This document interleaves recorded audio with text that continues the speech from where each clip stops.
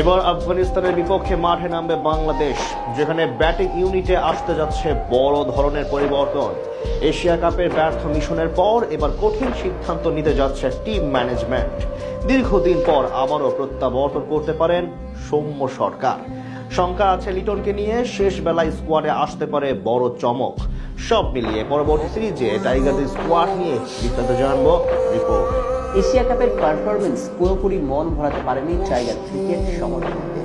বিশেষ করে সুপার ফোরের শেষ দুই ম্যাচে বোলাররা পুরো কাজ সহজ করে দিলেও ব্যাটারদের পারফরমেন্স ছিল যার সুবাদে আসন্ন আফগানিস্তানের বিপক্ষে টি-20 সিরিজে বেশ কিছু পরিবর্তন এনে ঘুরে দাঁড়ানোর চ্যালেঞ্জ দিবে টাইগার টিম ম্যানেজমেন্ট, যেখানে থাকতে পারে বেশ কিছু বড়সড় চমক। টি-20 ফরম্যাটে ধীরে ধীরে নিজেদের সুযোগ ফিরেছে বাংলাদেশের।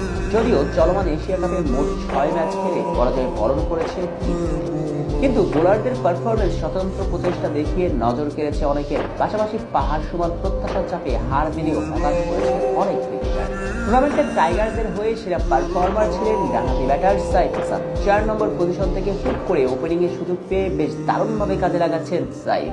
তাই আসন্ন আফগানিস্তান সিরিজে পাকাপাকিভাবে জায়গা পেয়ে যাবেন সাইফ। এক্ষেত্রে অবশ্য বিপরীত চিত্র বাকি দিয়ে আসর শুরুর আগে পারভেজ হোসেন ইমন এবং তানজিদ তামিমকে নিয়ে সবার প্রত্যাশা ছিল অনেক, কিন্তু সেখান থেকে প্রাপ্ত সুযোগ কাজে লাগাতে